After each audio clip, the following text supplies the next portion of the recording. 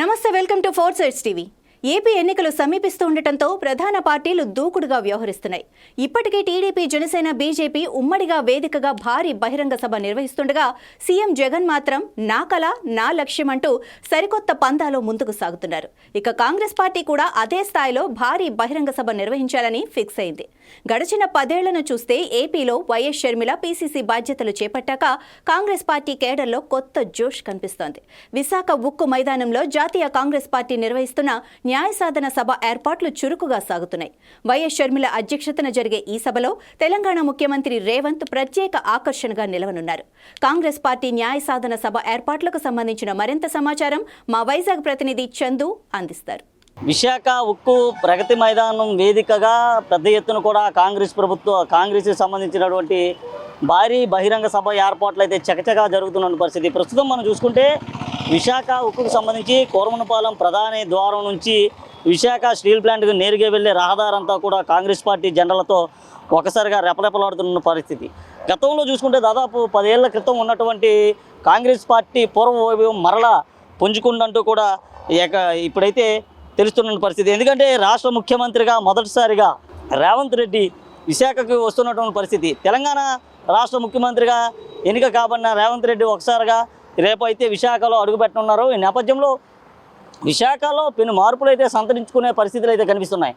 ఏదైతే steel plant ఉక్కు ఉద్యమం ఉందో ఉక్కు ఉద్యమానికి సంబంధించి కానీ గంగవరం పోర్టుకు సంబంధించినటువంటి సమస్యలకు సంబంధించి కానీ రేవంత్ రెడ్డి రేపైతే ఈ సమావేశంలో ప్రసంగించనున్నట్లుగా తెలుస్తుంది. విశాఖ స్టీల్ ప్లాంట్ వేదికగా జరిగేటటువంటి న్యాయ సాధన సభకు సంబంధించినటువంటి ఏర్పాట్లు ఇప్పటికే పూర్తి స్థాయిలో పూర్తయ్యాయి. ఎందుకంటే రేపు తెలంగాణకు సంబంధించినటువంటి ముఖ్యమంత్రి రానున్న నేపథ్యంలో ఇప్పటికే రహదారులన్నీ కూడా పూర్తిగా రిపేర్ అయితే చేయడం జరిగింది. రహదారులకు సంబంధించినటువంటి ఏదైతే మధ్య విభాగానికి సంబంధించిన రోడ్డు డివైడ్కి సంబంధించినటువంటి రంగులు కూడా పూర్తిగా వేయడం జరిగింది. అలాగే ఈ ప్రాంతం అంతా కూడా కాంగ్రెస్ పార్టీ జెండాలతో రెపరెపలాడుతున్న పరిస్థితి.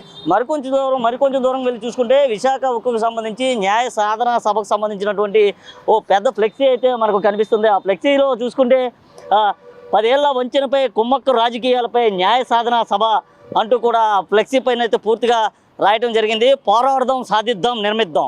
అంటే విశాఖ ఉక్కుకు సంబంధించి మనం పోరాటం చేద్దాం, అలాగే దాన్ని సాధించుకుందాం, మరలా విశాఖ ఉక్కును నిర్మిద్దామనే నినాదంతో కాంగ్రెస్ పార్టీకి సంబంధించినటువంటి ప్రముఖ లీడర్స్ అంతా కూడా ఈ ప్రాంతానికి రానున్నారు. ముఖ్యంగా చూసుకుంటే అటు రాహుల్ గాంధీ కానీ, అలాగే దివంగత మాజీ ముఖ్యమంత్రి వైఎస్ రాజశేఖర రెడ్డికి సంబంధించిన చిత్రపటం, అలాగే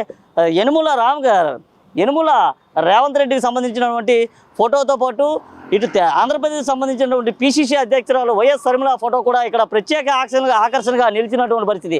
గతంలో ఎన్నడూ లేని విధంగా ఒక్కసారిగా ఆంధ్రప్రదేశ్లో ఇక్కడ అది కూడా విశాఖకు సంబంధించినటువంటి విశాఖ ఉక్కు ప్రాంతంలో తెలంగాణ ముఖ్యమంత్రికి సంబంధించినటువంటి ఫోటో అయితే ఇక్కడ రావటం ప్రస్తుతం ప్రత్యేక ఆకర్షణగా నిలిచిందని చెప్పుకోవచ్చు. ఎందుకంటే గతంలో ఎన్నడూ లేనటువంటి విధంగా కాంగ్రెస్ పార్టీకి సంబంధించినటువంటి 1-2 జెండాలు మాత్రమే ఈ ప్రాంతంలో కనిపించేవి.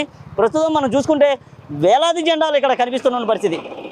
మనం ఏదైతే కోరమనపాలెం కూడల్లో ఉన్నామో ఈ కూడళ్ళ నుంచి పూర్తిగా మనం ఈ స్టీల్ ప్లాంట్కి వెళ్ళే ఈ రహదారి అంతా కూడా రహదారికి ఇరువైపులా కూడా పూర్తిగా కాంగ్రెస్ పార్టీకి సంబంధించినటువంటి జెండాలన్నీ కూడా రెపరెపలవుతున్నాయి. మరోవైపు చూసుకుంటే ఇక్కడ దాదాపు 1128 రోజుల నుంచి విశాఖ ఉక్కుకు సంబంధించినటువంటి ఏదైతే ఉందో ఈ విశాఖ ఉక్కుకు సంబంధించినటువంటి ప్రత్యేక పోరాటం కూడా ఇక్కడ సాగుతుంది. విశాఖ ఉక్కు నిర్వాసితులంతా కూడా విశాఖ ఉక్కు ప్రైవేటీకరణ చేయరాదంటూ కూడా చేస్తున్నటువంటి రిలే నిరాహార దీక్షలు కూడా బోర్డు కూడా మనకు కనిపిస్తుంది. 1128 రోజు ఇప్పటికీ కొనసాగుతున్న పరిస్థితి. ఈ దీక్షలకు సంబంధించి కూడా రేపు ఏదైతే న్యాయ సాధన సభకు సంబంధించినటువంటి ఈ సభలో తెలంగాణ ముఖ్యమంత్రితో పాటు ఇటు రేవంత్ రెడ్డి తెలంగాణ ముఖ్యమంత్రి రేవంత్ రెడ్డితో పాటు వైఎస్ షర్మిల కూడా దానిపైన అయితే ప్రస్తావించనున్నారు. అలాగే రాహుల్ గాంధీ రేపు జరిగే సమావేశానికి ప్రత్యేక ఆకర్షణగా నిలవనున్నట్లుగా అయితే ఇప్పటికే కాంగ్రెస్ వర్గాలు అయితే వెల్లడుతున్నాయి. అయితే రాహుల్ గాంధీ ఈ ప్రాంతానికి ఈ సభకి వస్తారా లేదనే అంశం అయితే ఇంకా పూర్తిగా ఆలోచించాల్సిన పరిస్థితి. ఎందుకంటే ఇప్పటికే ఈ ప్రాంతం అంతా కూడా పోలీసులు పూర్తిగా కట్టుదిట్టమైన భద్రత ఏర్పాట్లు చేశారు.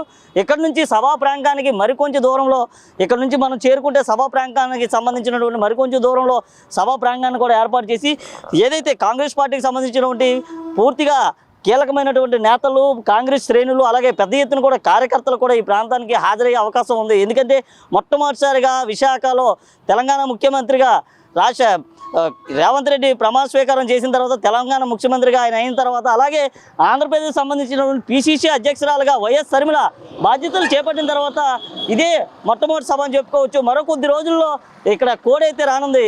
ఏదైతే ఎన్నికల కోడ్ రానుందో ఎన్నికల కోడ్ నేపథ్యం ఎన్నికల కోడ్కి సంబంధించి కూడా మరికొన్ని అంశాలకు సంబంధించి కూడా ఇక్కడే ప్రస్తావించనున్నట్లుగా తెలుస్తుంది. ఏదేమైనప్పటికీ మరికొద్ది రోజుల్లో రేపట్లో జరిగేటటువంటి ఈ కాంగ్రెస్ సభకు పెద్ద ఎత్తున కూడా కార్యకర్తలు నాయకులు కూడా హాజరయ్యే అవకాశాలు కనిపిస్తున్నాయి. వీడియో జర్నలిస్ట్ భరత్తో చందు, 4 టీవీ, విశాఖపట్నం, విశాఖ ఉక్కు నుండి.